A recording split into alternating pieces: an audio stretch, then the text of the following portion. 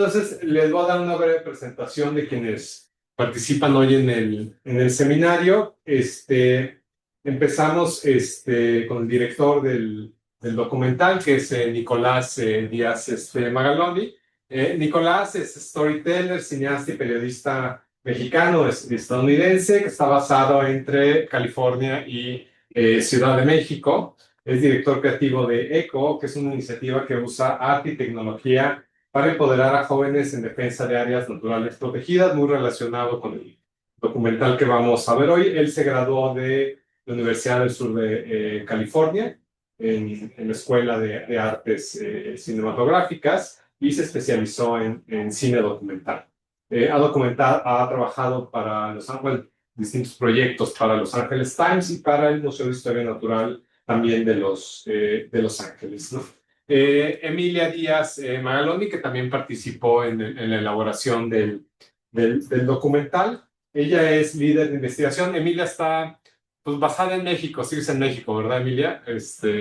Creció allá en California, pero ahora está acá en México. Es líder de investigación y paralegal de Litigio Nuestro Futuro AC, que es una organización que se dedica a impulsar acciones de mitigación y adaptación al cambio climático a partir del litigio estratégico y abogacía.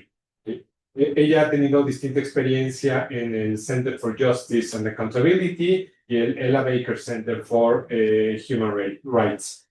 Fue coordinadora de programas en Refugee and Immigrant Transitions. Entonces es muy joven, pero como ven tiene una destacada y brillante carrera. Ella estudió su licenciatura en Stanford y también una maestría en sociología en la Universidad de Stanford. Y Beatriz Magaloni, que me da muchísimo gusto tenerla aquí. Beatriz es egresada aquí del ITAM, pero de Derecho. No la quisieron en Ciencia Política, Federico, por alguna razón. Pero bueno, es también itamita. Ella es profesora en la Universidad de Stanford desde hace más de 20 años ya. Dirige un laboratorio sobre pobreza, violencia y gobernanza, el PopGov, y muy recientemente una iniciativa muy prometedora sobre democracia, el Democracy Action Lab, también en Stanford.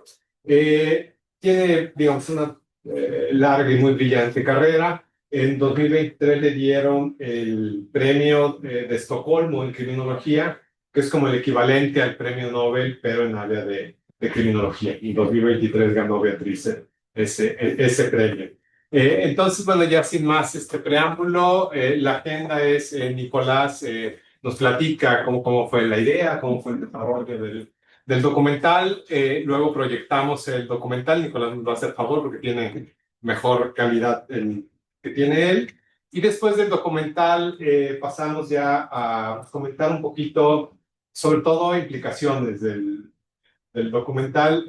Primero Emilia y luego cerramos con Beatriz y luego abrimos para preguntas del público. Bueno, muchísimas gracias nuevamente y adelante, Nicolás, bienvenido. Hola a todos, ¿cómo están? Bueno, qué increíble introducción. No he oído como, bueno, algo así antes, como yo, bueno, acabo de empezar con todo esto, con todos estos proyectos, entonces siempre oír de mis éxitos es algo muy, muy extraño para mí, ¿no? Pero sí, bueno, me encantaría contarles un poco sobre este proyecto. Este proyecto empezó en lo que ahora se llama ECO. Es un proyecto de, eh, bueno, jóvenes que estamos todos enfocados en temas de cambio climático en México. Y este es un proyecto que hicimos el año pasado, un documental sobre... ¿se suena bien? Oh, sí, ok. Em, es un proyecto que hicimos en Michoacán, México, sobre las mariposas monarcas que llegan cada año. Empezó como algo que queríamos enseñar como estas áreas naturales protegidas en México y enseñar toda la belleza de todas estas áreas. Pero bueno, también hablar sobre temas y como añadir a esta discusión algo sobre la forma en que si aumentamos como el nivel de áreas naturales, digo, áreas protegidas, naturales protegidas en el país, sin aumentar como los recursos a estas áreas, en realidad no es algo que protege estas áreas y dejas como esa responsabilidad a las comunidades sin recursos a solo tener que como proteger estos lugares. Queríamos enseñar como toda la belleza de de la mariposa monarca que llega todos los años a Michoacán, muy inspirado por como las fotos de Nat Geo, de Jaime Rojo, y muchos documentales que se han hecho en esta área. Pero lo que encontramos cuando llegamos en los días de Día de Muertos es que no estaban llegando las mariposas. Y no es algo que estábamos esperando, pero el año que fuimos solo vimos una mariposa monarca. Sí hicimos como varios años de filmación, pero el año 2024 solo vimos una mariposa monarca. Entonces, este proyecto se trata de eso, también se trata de mucha de la política, la violencia en Michoacán, y todos estos temas, todo lo que está pasando en esta comunidad indígena de Crescencio Morales, que está tratando de proteger, bueno, su comunidad, pero también la mariposa monarca. Entonces, como van a ver cuando ven el documental, hay muchos temas en un proyecto muy, muy corto. Solo es como un video de 16 minutos, pero bueno, espero que disfruten. No sé si no sé si le toca ahora a Emilia a hablar un poco más sobre el proyecto.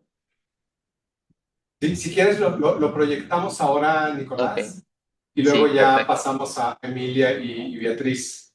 Ok, perfecto. Y a ver, ¿pueden ver mi pantalla? Sí, ya la vemos. Ok, ¿cómo se ve la calidad? Muy bien. Bien, voy a apagar aquí la luz para que se vea. Algo de ella ¿Sí se ve bien? perfecto. Ok, Bien. perfecto.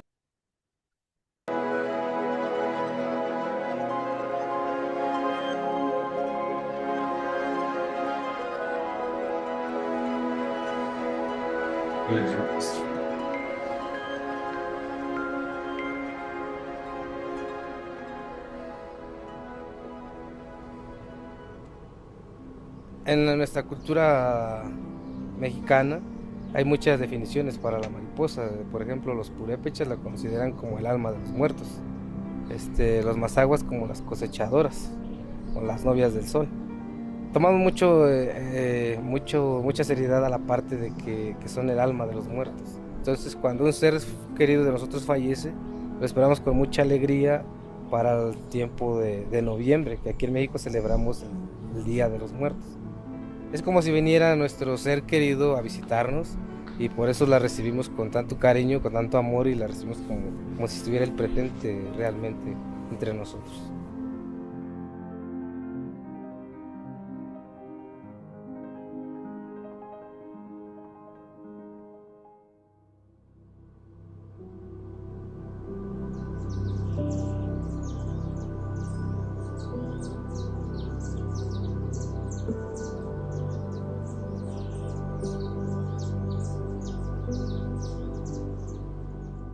Bueno, mi nombre es Gerardo Sánchez Cayetano, soy del pueblo Mazahua, originario del Estado de México.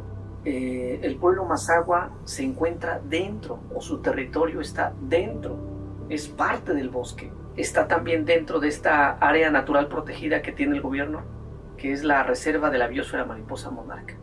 Hay tristeza porque el bosque se está acabando, el bosque se lo están acabando.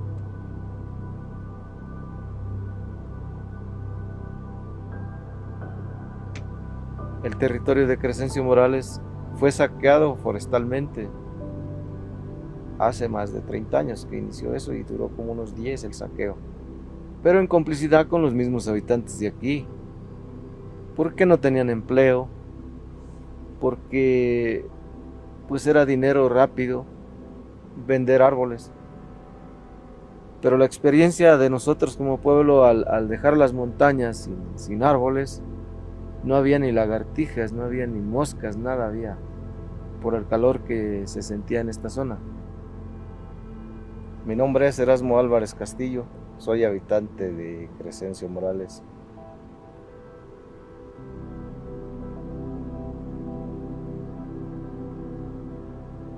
Hemos dado malos pasos como pueblo, pero hemos reflexionado y la prueba está aquí, que tenemos un bosque intacto. Y que si cometimos un error en el pasado, ahora ya no. Este bosque tiene 25 años de vida. Si el hombre empezara a actuar en beneficio del medio ambiente, empezando hoy, en 25 años tendría bosques como este, donde no hay ahorita bosques. Desde muy chico mi papá me llevaba a caminar, me llevaba a reforestar y es algo muy bonito, es algo muy satisfactorio porque yo me acuerdo cuando yo era niño, llegué a los bosques a plantar arbolitos de 2 años y ahora llegar a esos bosques y ya no encontrarlos así de 30 centímetros, ahora verlos de 20 metros es algo muy bonito, es algo muy sorprendente porque ya puedo descansar ahí y estar bajo su sombra. Yo soy Homero Gómez Valencia, soy presidente de Fundación Homero Gómez, el guardián de la monarca. Todo esto lo he venido haciendo, pues obviamente siguiendo el legado de mi papá, siguiendo todas las enseñanzas de él, y esa es la motivación que traigo, porque pues crecí viéndolo cómo él hacía todo esto con mucha pasión.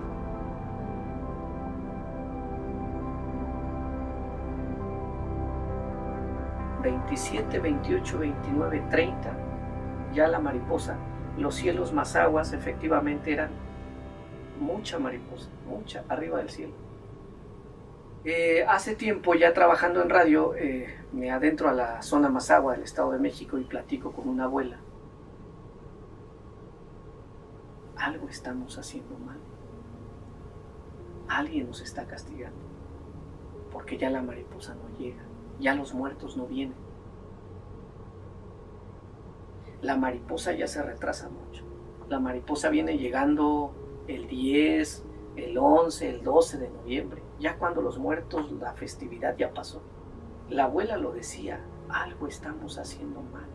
Pero ella se refería a algo estamos haciendo mal en el pueblo.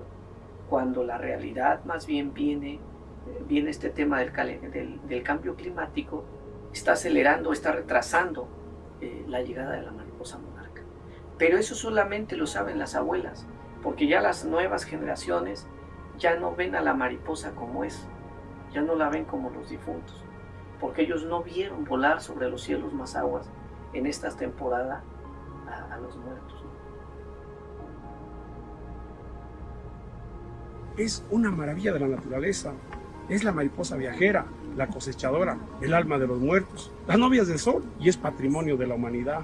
Mira qué espectáculo, hoy millones y millones están bajando a buscar agua.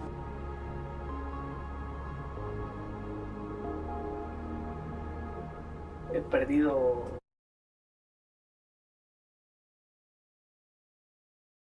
perdí a mi madre, se me fue una hermana y yo veía de niño a mi mamá poner su altar.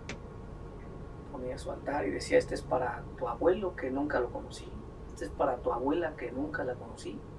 Pero es la magia, ¿no? Ese diálogo de los muertos.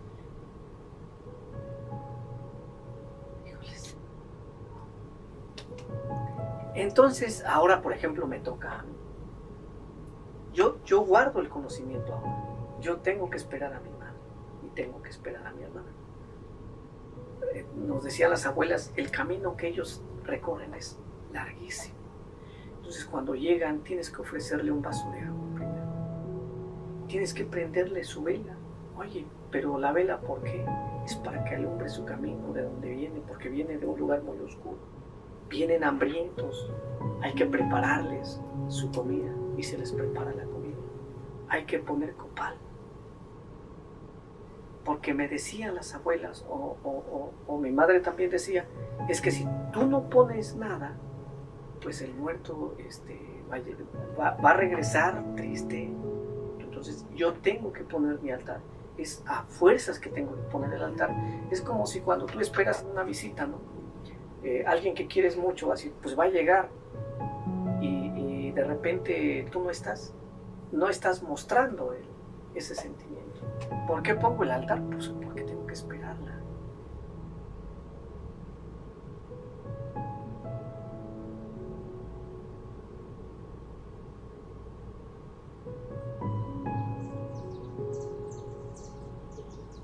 Yo creo que no puedo dejar que su legado termine aquí, tengo que seguir con el sueño que él inició de lograr tener un bosque muy sano y de lograr tener mariposa monarca siempre.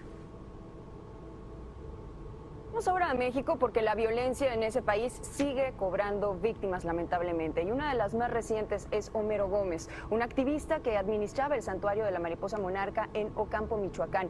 Homero Gómez, the manager of the sanctuary, was found dead after police say he was beaten and thrown down a well. His family says he had recently received threats warning him to stop the campaign against illegal logging. Después de los sucesos, cuando encuentran el cuerpo de mi padre, hubo mucha gente que se acercó a nosotros. Fue algo impresionante porque al menos aquí en la comunidad nunca se había visto que tanta gente llegara a acompañar a alguien en su último día aquí. Fueron miles de personas las que llegaron acá al panteón, entonces muchas coronas, ya no sabíamos ni dónde ponerlas porque ahí ya no cabían las coronas que le ponían a mi papá. Yo en esos bosques me traen muchos recuerdos. Yo subía con mi papá, lo veía aquí grabar, él me decía grábame y empezaba a hacer sus videos promocionales para el santuario. Ya que son días soleados en que la mariposa anda por todos los valles, por todo el cielo.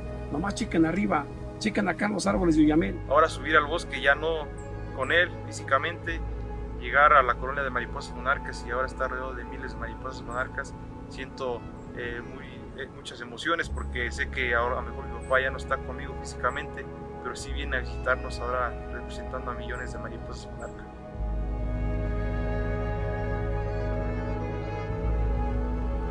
Nunca nos han hecho cuentas, no nos hacen cuentas. Entonces la defensa del territorio ha significado una especie de sufrimiento, desapariciones, muertes, división y pérdida del mundo Mazahua. Yo le llamo, con quienes luchamos, pues yo les llamo los demonios, porque son muchos, y esos demonios pues son crimen organizado, la codicia por los bosques, la codicia por el agua.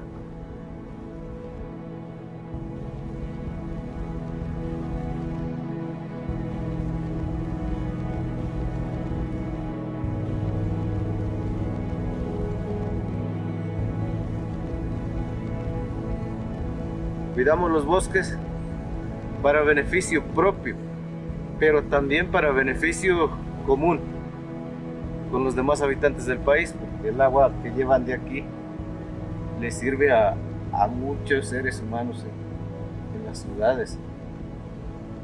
Y el reclamo que le hemos hecho a los gobiernos es de que destinen presupuesto para cuidar no solo las 6,000 hectáreas de bosque que tiene Crescencio Morales, sino también las que tienen los otros ejidos. Que si se acaban los bosques, se va a acabar el agua. ¿Y de dónde vamos a subsistir? Y yo como quiera ya tengo 52 años. No me preocupa porque ya estoy enfermo y el día de mañana ya no voy a existir. Pero todos los niños, toda la juventud, ¿qué les vamos a dejar si destruimos todo? Nos encontramos aquí en una parte del territorio de Crescencio Morales. En la actualidad es una comunidad autónoma con un autogobierno.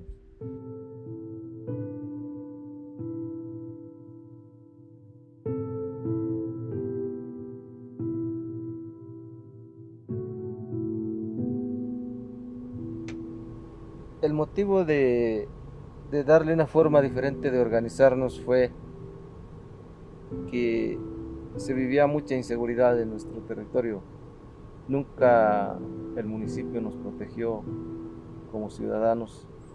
¿De qué nos quejábamos? pues de extorsiones, de cobros de piso, de secuestros, de tala clandestina en nuestros bosques. Había dos cárteles queriendo dominar el territorio, se peleaban entre ellos. La recomendación del fiscal fue que nos uniéramos al que era menos letal. En ningún momento se ofreció a brindarnos seguridad. Vino a proponernos unirnos allá con aquellos. Lo que el pueblo contestó que no, ni con un cártel ni con el otro. Nosotros somos un pueblo libre y así vamos a seguir. Venía ingresando el cártel y venía matando a los habitantes. Había una pelea abajo.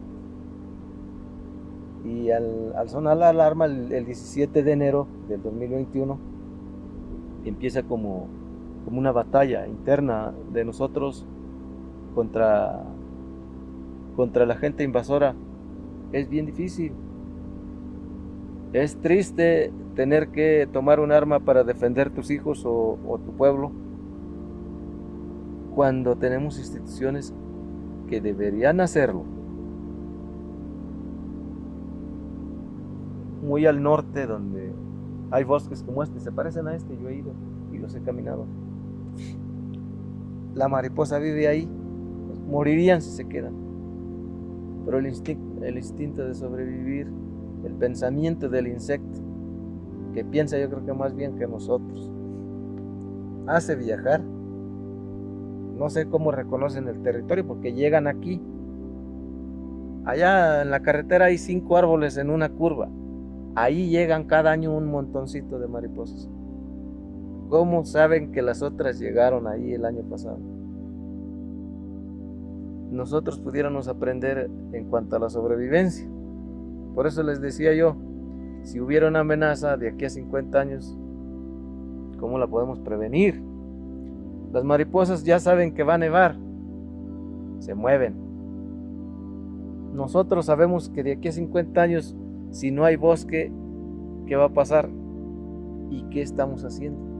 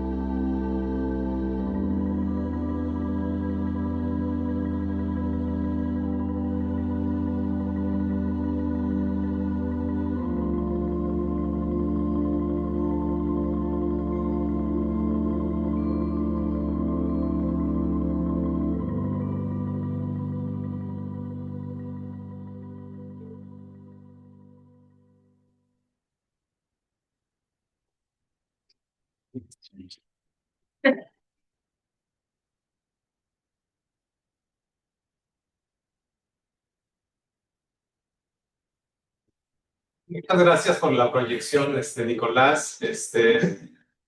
Pasamos ahora a Emilia y obviamente si después quieres decir algo, Nicolás, bienvenido.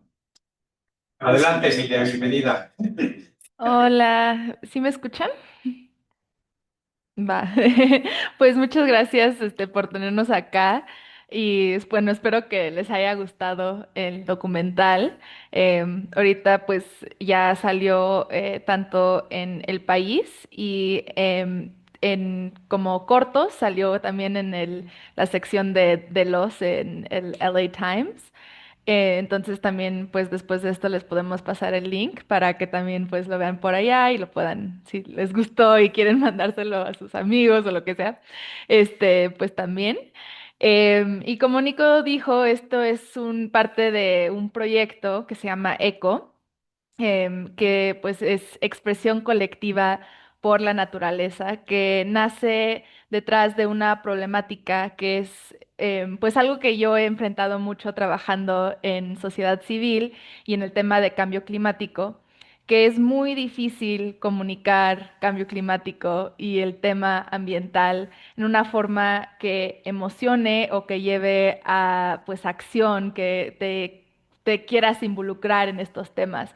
Muchas veces cuando hablamos de crisis climática, el discurso se va o a narrativas que son muy, pues, como del fin del mundo, ¿no? O sea, estamos de que ya no hay nada que podemos hacer y que esto ya es el final, o también igual narrativas muy técnicas que se basan mucho en este lenguaje científico que es altamente importante, pero también un lenguaje que no es muy accesible a mucha gente. Entonces, ECO nace desde eso, buscando una nueva forma de comunicar cambio climático que viene más desde la esperanza, las voces humanas, la alegría y la idea de proteger lo que aún florece, ¿no? Entonces, por eso este enfoque en el amor por la naturaleza, en la gente que la cuida y tratar de visibilizar estas luchas.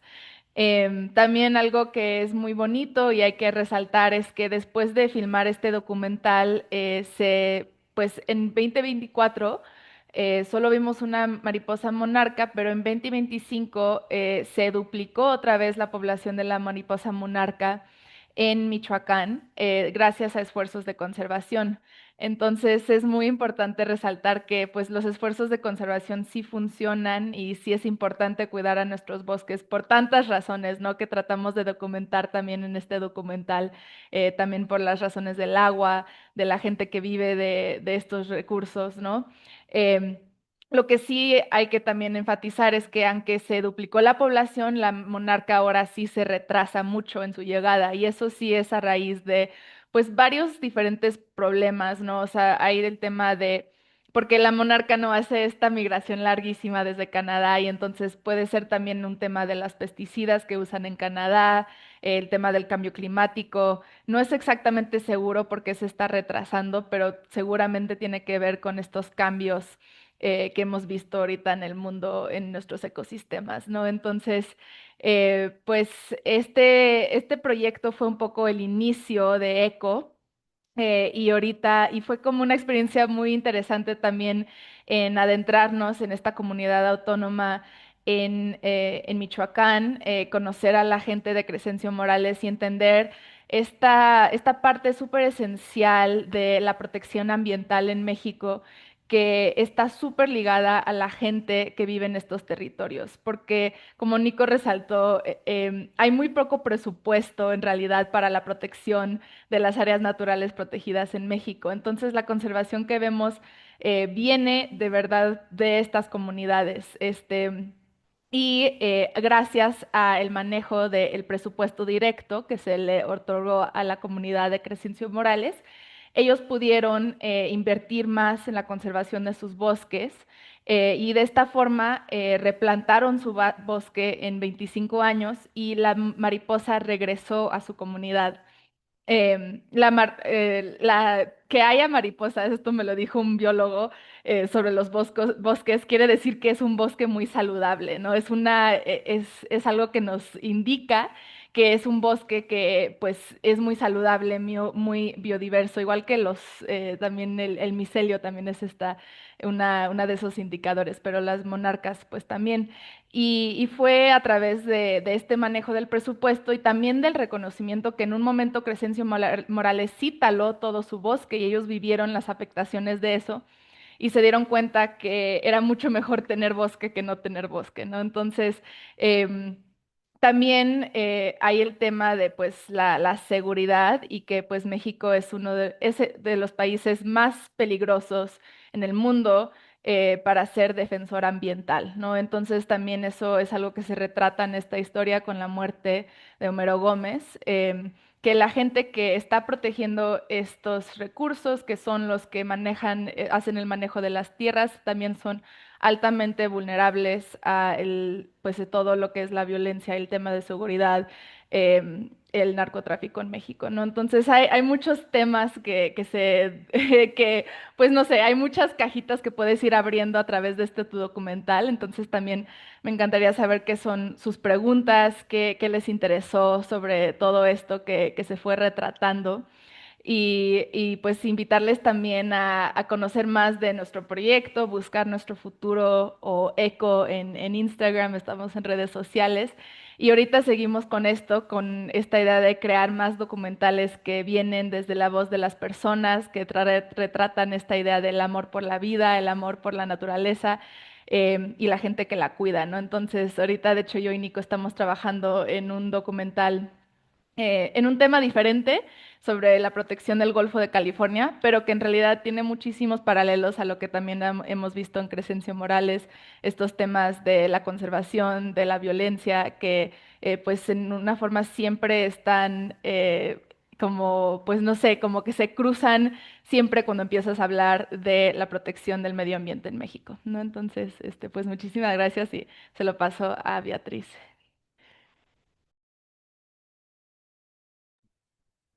Em, Vidal, ¿quieres que hable ahorita? Y si quieres, hablas ahorita y luego ya abrimos a preguntas y respuestas. Bueno, yo les voy a hablar más que nada del tema de seguridad, que creo que, y del proceso político y jurídico que está experimentando Michoacán hoy en día en las comunidades indígenas. Em, el trabajo que hicieron Nicolás y Emilia retrata este proceso de autonomía de Crescencio Morales. Crescencio Morales en realidad, ahorita la observaron ustedes como ya una comunidad indígena autónoma que es reconocida por el Estado después de un proceso muy largo de pues lucha al principio violenta. Ellos tuvieron que tomar las armas en contra de los carteles porque los carteles pues se habían metido, el bosque es muy valioso para las organizaciones criminales y pues estas organizaciones venían realmente devastando el bosque por muchos años. Ellos no tuvieron forma de recurrir a autoridades locales para que los defendieran, porque en realidad lo que nosotros observamos, no solo en Michoacán, sino en todos los estados que hemos estado trabajando, que es Guerrero también, Chiapas y Oaxaca obviamente, también Puebla y Veracruz, es que gran parte del problema de la violencia en México, como todos ustedes saben, es esta alianza corrupta que existe entre los carteles y las autoridades municipales y estatales. Y bueno, pues obviamente esta corrupción también no solo llega ahí, sino sube hasta pues el ejército, la marina y Guardia Nacional. Y entonces esta comunidad, Emilia y Nicolás, pues la encuentran ya en un proceso de autonomía que, como pudieron ver, les dio los recursos y les dio la capacidad jurídica de poder tener una policía comunitaria, que le llaman ronda comunitaria, autónoma, que está formada por miembros de la comunidad y que le permite, gracias a los recursos que ahora reciben directamente del Estado, perdón, sí, del Estado, ya no, estos recursos no van al municipio, sino llegan directo a la localidad. Crescencio Morales logra, con mucho trabajo, mantener estos bosques pues seguros, ¿no? De la tala ilegal por parte de los carteles. Y entonces nosotros hemos estado haciendo un proyecto más grande que documenta estos procesos de autonomía indígena en el país. Oaxaca es el primer estado que tiene esta autonomía con la reforma de usos y costumbres en 1995 y tenemos ya bastante trabajo hecho ahí, mucho trabajo de campo y también trabajo empírico, estadístico, que demuestra la importancia para estas comunidades de tener reconocimiento legal por parte del Estado de sus autonomías. No es solamente em, el hecho de que son comunidades que tienen un tejido social muy fuerte. Las comunidades indígenas en Mesoamérica se caracterizan por eso. No quiere decir que todas las comunidades indígenas pues logren de alguna forma conservar este tejido social tan importante, pero si además del tejido social se da la autonomía, entonces lo que demuestra nuestro trabajo es que existe una mayor seguridad para las comunidades. Y el proceso en Michoacán ahora, como ustedes saben, pues está Michoacán nuevamente en crisis. Nosotros hemos hecho mucho trabajo allá, que es parte del trabajo que Nicolás y Emilia hicieron con su equipo. Fue entrar en estas comunidades que es bien peligroso llegar, pues con algunos de los colaboradores indígenas que nosotros hemos tenido en el estado, que Nicolás y Emilia les pueden platicar un poco más de esto. Y lo que es un poco triste del proceso de ahorita y el diálogo que se está teniendo en México en torno pues la reciente crisis que hubo por el asesinato del alcalde de Uruapan, es que desafortunadamente no se ha hablado mucho de este proceso de autonomías indígenas que lleva ya desde 2000. Bueno, realmente el proceso inicia en realidad desde 2010, 11, con pues el levantamiento de las comunidades purépechas. Cherán es un caso muy conocido, ¿no? Que obtiene su autonomía después de luchar violentamente en contra de los carteles. La autonomía la consigue a nivel municipal. Los tribunales federales le otorgan a Cherán esta autonomía y pues Cherán logra bajar los homicidios, logra defenderse otra vez de la tala ilegal, aunque con muchísimos trabajos. Entonces, el proceso del levantamiento purépecha lleva para 2021 que el Estado adopte una ley que va a permitir que las comunidades indígenas a nivel de localidad o de comunidad puedan constituirse, puedan tener asambleas y pedir el reconocimiento de su autonomía dentro del Estado. Y después de un proceso jurídico, de un proceso político que es largo, pues estas comunidades pueden llegar a obtener su autonomía. Desafortunadamente no se ha hablado de esto, no sé si todo el mundo conozca un poco de lo que está sucediendo, pero yo no he visto en los medios que se discuta cómo esto, en la opinión pues de este documental y también de nuestro trabajo, es que pues sí es un proceso que hay que seguir y que hay que empujar, porque para las comunidades indígenas es bien importante tener estos recursos para poder tener policías comunitarias que estén independientes de la policía municipal, que normalmente está bastante penetrada por los carteles.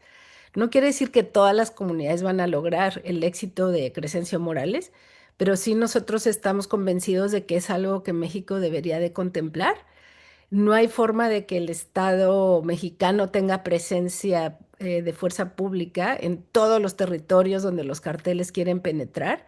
Y las comunidades indígenas, con todo su capital social y la forma de organización comunitaria, que se organizan a través de asambleas, donde la gente participa, donde se toman decisiones colectivas y además, pues estas comunidades tienen policías comunitarias. Bueno, si se legalizan estas policías y se reconoce su autonomía y se les dan los recursos, pensamos que es bueno, no solo pensamos, creo que hemos documentado que es algo que contribuye a la seguridad. Y entonces, pues el trabajo de Emilia y Nicolás realmente, y el equipo que tuvieron con ellos, pues retrata un proceso muy importante que está sucediendo en México. En dos sentidos. Uno, pues la afronta tan tremenda que sufren las comunidades rurales de la violencia y de los carteles. Como ustedes saben, los carteles ahora pues no se dedican solo a traficar drogas, sino que han pues expandido toda la gama de actividades que tienen, entre ellas la tala ilegal, la extorsión, pues sabemos el huachicol. En realidad ellos penetran en donde haya recursos, ¿no? Entonces vuelve a las comunidades pues muy, muy vulnerables. Y este es el proceso pues esperanzador que dice Emilia. Imagínense la esperanza de poder retratar a una comunidad que no solo había terminado completamente con sus bosques, sino que además tenía una afrenta de ese nivel del crimen organizado. Entonces, pues esto que dice Emilia de retratar la esperanza, pues a mí sí me parece que esta comunidad pues sí merece mucho reconocimiento, porque la han pasado bien, bien duro.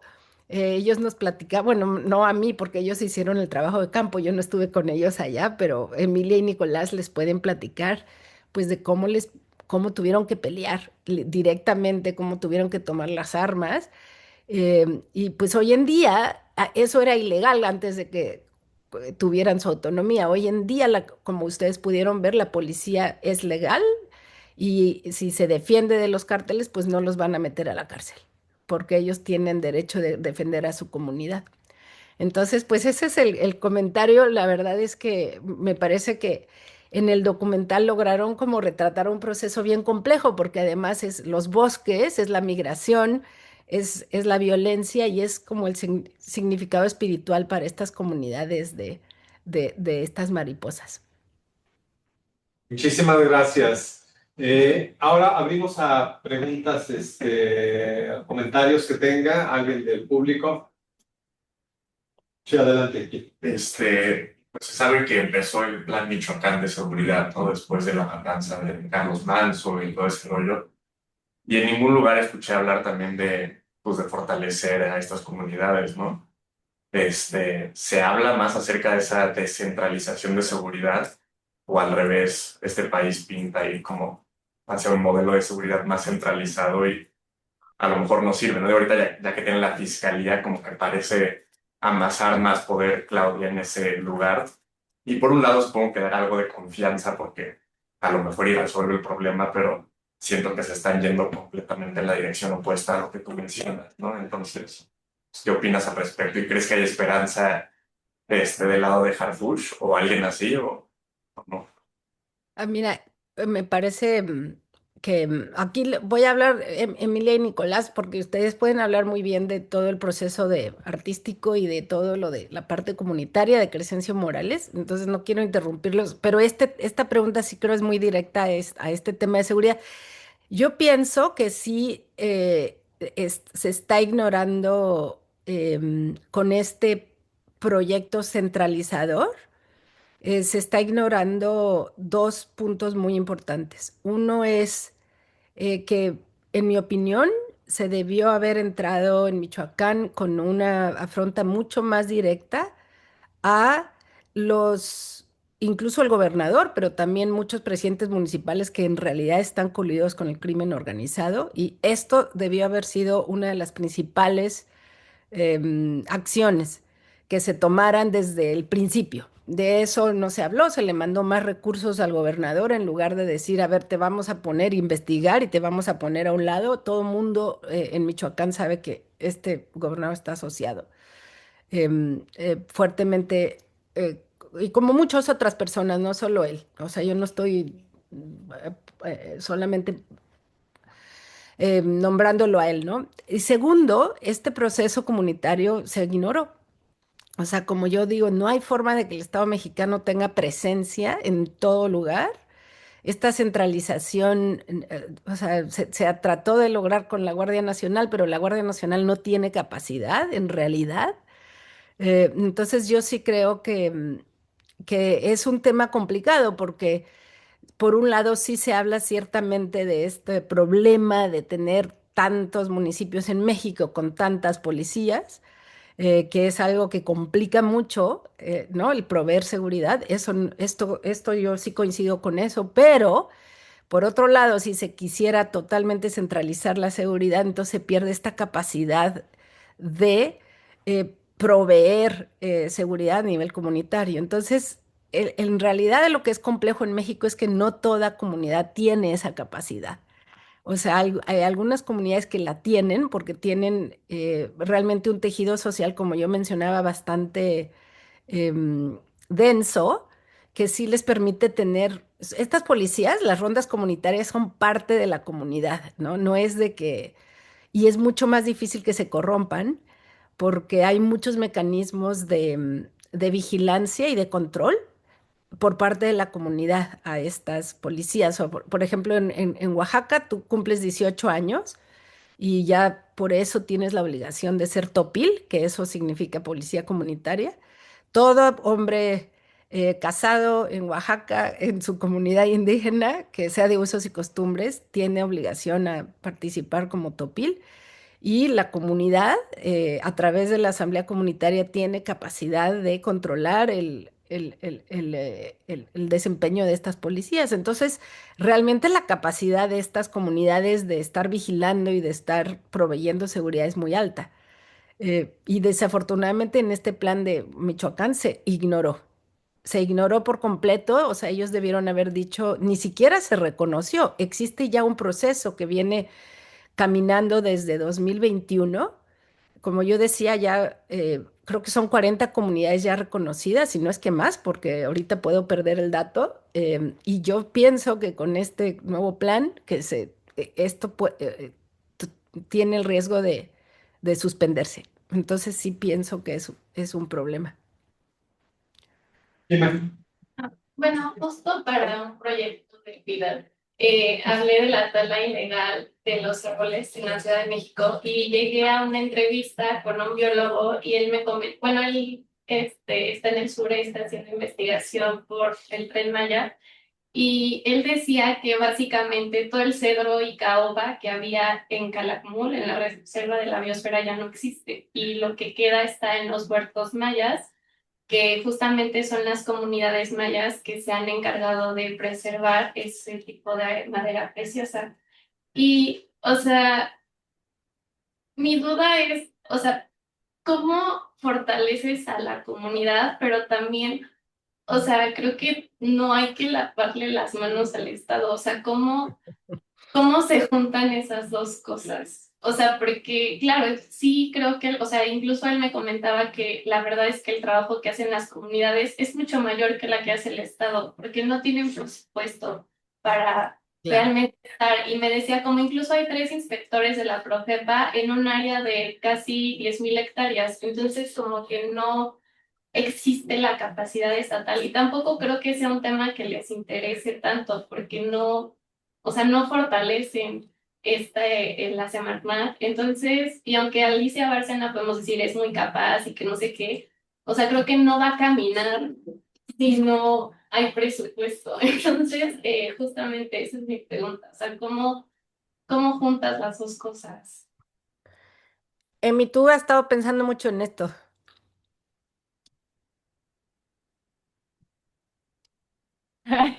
No, no sé si tengo una respuesta muy, muy formada, pero o sea, justamente creo que la falta de presupuesto creo que sí es muy grave, porque si no tenemos el presupuesto para proteger a las áreas naturales protegidas desde el lado del Estado, pues sí, las manos del Estado están muy atadas, o sea, y ese presupuesto también ha ido disminuyendo y disminuyendo año por año. Ahorita creo que es una cosa loca donde se otorgan como 10 pesos por hectárea o menos por en cada área natural protegida, que no es suficiente para conservar un bosque. Creo que hay una parte importante de llamar la atención a esto y también, o sea, por ejemplo, ahorita creo que hay una estrategia del gobierno donde están ampliando las áreas naturales protegidas, pero no les otorgan más presupuesto, ¿no? Entonces, no hay ningún sentido de otorgar más áreas naturales protegidas si no les vas a dar los recursos para manejarlas.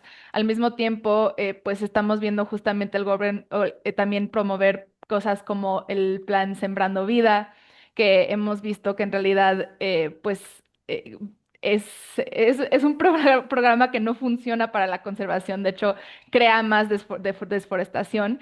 Y también el Tren Maya, que también entra como un plan de desarrollo sustentable que pues no hace ningún sentido, ¿no? Como tú estabas justamente comentando, que el Tren Maya ha destrozado los bosques y pues la jungla. Entonces, creo que es muy importante esta presión pública, este llamado desde la sociedad civil de como ponerle atención a estas partes porque pues sí, la comunidad igual es la que lo está manteniendo, pero creo que sí sería muy importante reforzar pues las habilidades o los recursos del gobierno en los lugares donde sí cuentan. Pero también, no sé, ahorita lo veo muy difícil porque o sea, no ha sido la forma que se ha manejado la política en México, ¿no? Entonces, no sé, Beatriz, si tú quieres añadirle algo a Mm, esto. O sea, creo que tu comentario de decir, bueno, el gobierno tiene el Estado tiene una gran responsabilidad, ¿sabes? Con este tema de seguridad, no solo del problema ¿no? de conservación de los bosques o de otros recursos naturales, eh, sí lo he pensado mucho porque en realidad eh, la conclusión que hemos llegado es que dado que el Estado ha fallado tanto y el Estado falla sistemáticamente en proveer seguridad, porque, entre otras razones, existe una penetración muy fuerte del crimen organizado en las instituciones de procuración e impartición de justicia y también em, en los alcaldes y gobernadores. Nuestro, nuestro trabajo apunta a que hay que empoderar a las comunidades, y como repito, no todas, estamos hablando de comunidades indígenas que tienen este capital social y capacidad pues de alguna forma de administrar los recursos y eh, la ley en una forma un poco más, menos corrupta que otras comunidades. Pero eso, si te pones a pensar, de alguna forma está diciendo, ok, pásale el peso a las comunidades de defenderse, nada más darles recursos. Y eso me parece algo que no, o sea, me conflictúa un poco en la conclusión de nuestro trabajo, porque en realidad el Estado debería de estar coadyuvando a estas comunidades a poder proveer seguridad. Entonces, idealmente lo que tendrías es comunidades empoderadas donde tienes mecanismos locales de, mm, de accountability, ¿no? Donde las instituciones de impartición de justicia y también los alcaldes locales o los representantes son accountable a las comunidades, con lo cual bajas la capacidad y la posibilidad de corrupción. Pero por otro lado, un gobierno nacional y estatal o nacional en este caso, que estuviera coadyuvando y y fuera responsable, ¿no? Y eso es lo que no observamos. Mira, durante mucho tiempo del trabajo que hicimos en Michoacán, el cartel Jalisco ha estado, pues, como ustedes saben, atacando, invadiendo, ¿no? Entonces ha sido una guerra entre los carteles locales que se han unido para pelear contra el cartel Jalisco y luego, bueno, como también se han fragmentado. Ha sido un proceso como muy conflictivo, literalmente de guerra, y en muchas comunidades nosotros, estos durante el gobierno de Andrés Manuel López Obrador, sí oíamos pues la gente clamando de que por favor mandaran seguridad, de que el Estado los había ignorado, de que el Estado había completamente ignorado su responsabilidad de dar seguridad. Entonces, como que yo pienso que ahí iría la respuesta, ¿no? Que tener ambas cosas, porque si no tienes tú toda la razón, se le está dando pues el peso a las comunidades de que ellas hagan todo, ¿no? Así es que creo que tu pregunta fue muy buena. Pues creo que tenemos dos preguntas de quienes están conectados. Para Nicolás y Emilia, ¿cómo fue el proceso creativo de entrar a la comunidad de Crescencio Morales después del asesinato de Homero? ¿No es una comunidad muy cerrada? Em, Supongo que yo puedo empezar. Sí, Sí. nosotros empezamos bueno, como les conté, empezamos con esta idea de solo queríamos retratar la belleza, ¿no? Y lo más que hablamos del proyecto, lo más que expandió en lo que queríamos hacer, pudimos contactar al hijo de Homero Gómez y eso fue a través de un local fixer que los fixers son como gente en las comunidades que trabajan con los periodistas a entrar a las comunidades, también apoyar con como preguntas sobre la seguridad y entonces es algo común como en diferentes partes que son como los local producers entonces ahí tenemos un contacto, un amigo que es indígena purépecha. Él ha trabajado en muchísimos documentales, muchos de los de Vice, entonces conoce muchísima gente de los buenos y de los malos. Pasa el coche de este tipo, Serafín, y todos lo conocen, ¿no? Entonces, con su apoyo, con todos sus contactos, nosotros hicimos muchas llamadas, empezamos el proceso creativo ya escribiendo como un guión en lo que, como los temas que queríamos retratar en el documental, como los personajes que nos imaginábamos para el documental, pero como siempre pasa, el segundo que llegamos ya cambió todo, ¿no? Entonces, no nos esperábamos que íbamos a pasar tanto tiempo con la comunidad de Crescencio Morales. Al principio eso solo iba a ser como de pasar un día con ellos y al final siento que para mí toda la historia está ahí en Crescencio Morales, como toda la esperanza de lo que se puede hacer, ¿no? Una comunidad que ellos empezaron como con la tala ilegal porque no tenían recursos, porque no, o sea, no tenían la opción, ¿no? Ellos y ver como esta comunidad fue la misma comunidad que empezó a crecer esos árboles y ahí regresó la mariposa monarca. Para mí, como lo que contó Emilia, eso fue la historia de todavía poder contar la esperanza en estos temas del cambio climático. Algo que tuvimos muchas conversaciones antes de empezar el documental sobre tratar de crear como un nuevo lenguaje sobre hablar para hablar sobre el tema del cambio climático. Como Emilia dijo, creo que muchos de nosotros ya cuando vemos documentales de tal vez Nat Geo o cosas así, como cuando ves este tema de cambio climático, es muy fácil solo como, ay, no sé, sentirte que no puedes hacer nada, que y creo que esta historia es una historia muy bonita que, bueno, como dije, la misma comunidad que estaba destrozando su bosque, ahora después de 20 años, como lo pudieron crecer y ahora regresó la mariposa monarca, ¿no?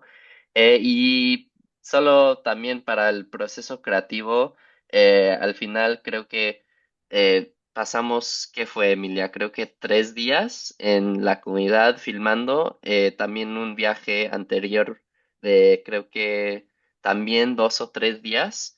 Entonces fue como así, filmando todos los días, también el Día de Muertos, pasamos 22 horas despiertos, ¿no? Como yendo a todas las diferentes comunidades a filmar todo lo que podíamos.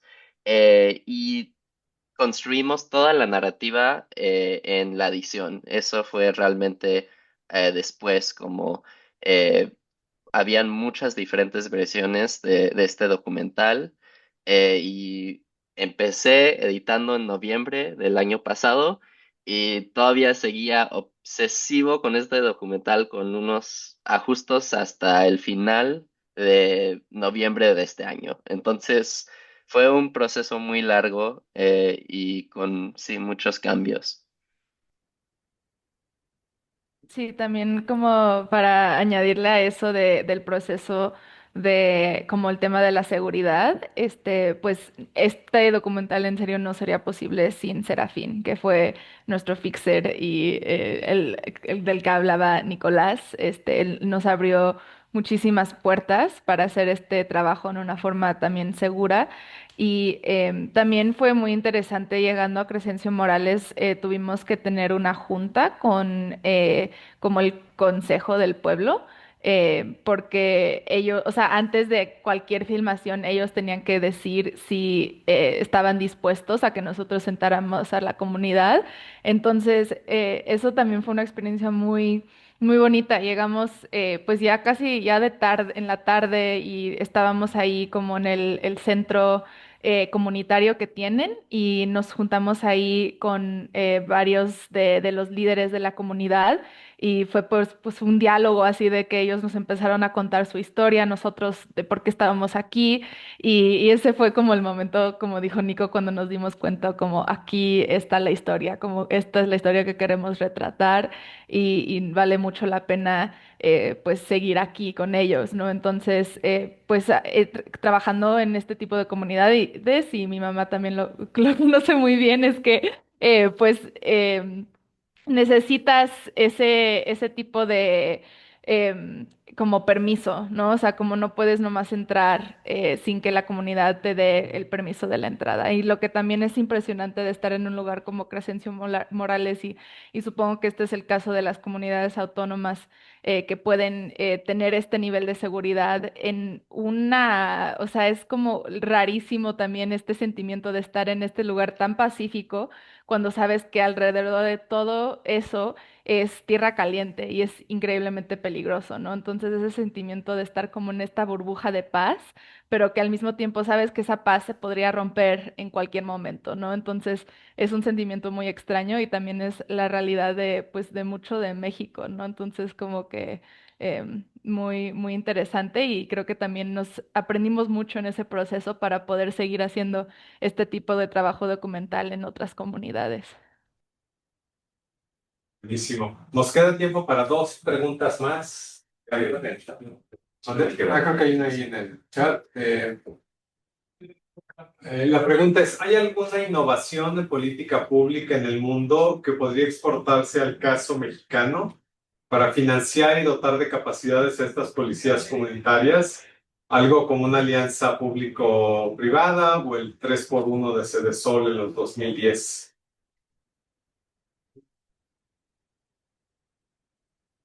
Está como de examen la pregunta.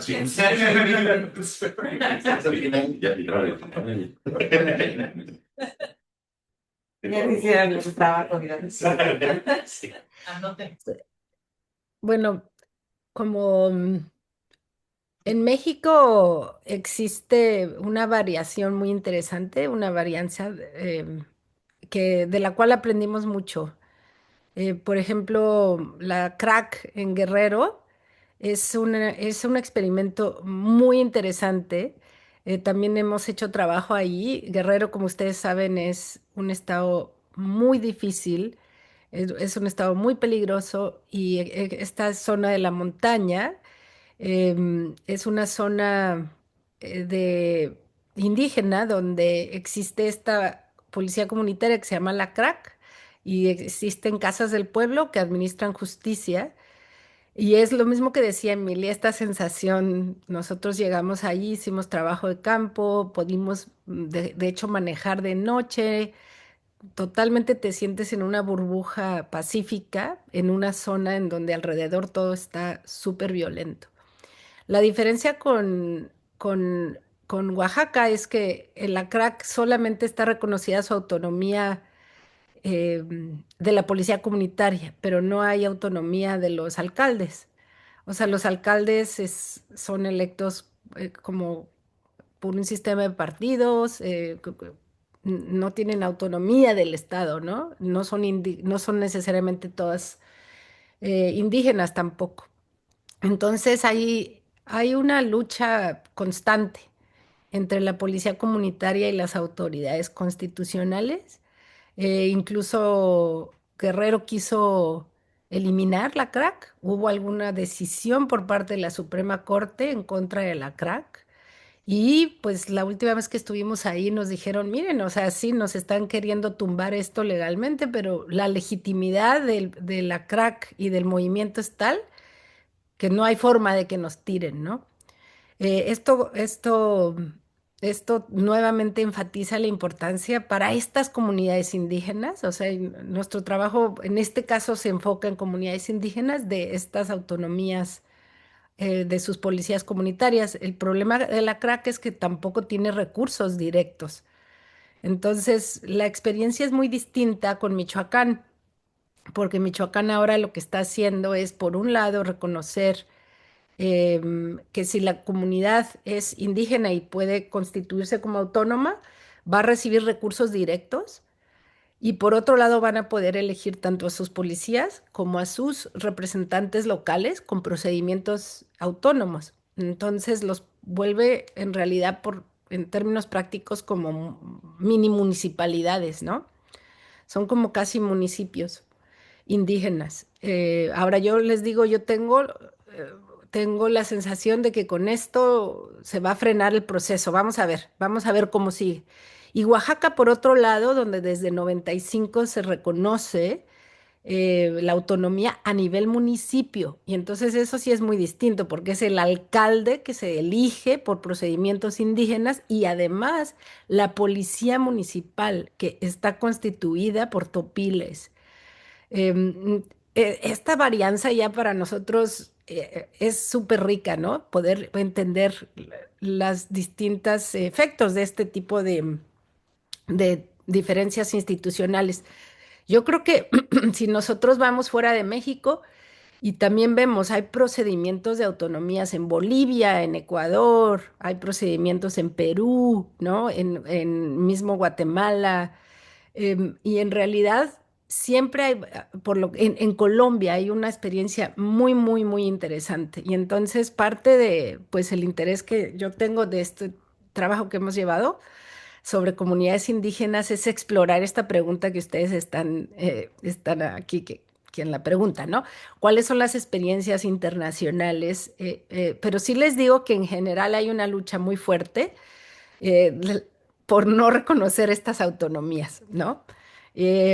Como que siempre va a haber una lucha por el Estado nacional, ¿no? De tener como el control y no reconocer la autonomía indígena. Y pues de alguna forma, como que normativamente mi trabajo sí está muy comprometido y el equipo con el que yo trabajo. Alberto Díaz aquí está por ahí en el Zoom y también Christoph Gostoni, que es otro colega alemán, antropólogo con el que he estado trabajando por muchos años este tema. Y pues nosotros, tanto empíricamente como normativamente, estamos muy comprometidos con esta noción de autonomía indígena. Y también les digo, no quiere decir que en todos lados funcione. Ahora, en promedio, observamos un efecto bastante positivo. Buenísimo. Pues creo que nos queda, si quieren, tiempo para un último comentario de cierre. Emilia, Nicolás, algo último que nos quieran decir. Pues sí, pues nomás otra vez muchísimas gracias por pues tenernos aquí, por ver el documental, y pues también nomás para tomar este espacio, yo creo que para promocionar lo que estamos ahorita trabajando. Como mencioné en un momento, ahorita nuestro nuevo enfoque es en el Golfo de California. No sé si ustedes han escuchado hablar sobre el proyecto Saguaro.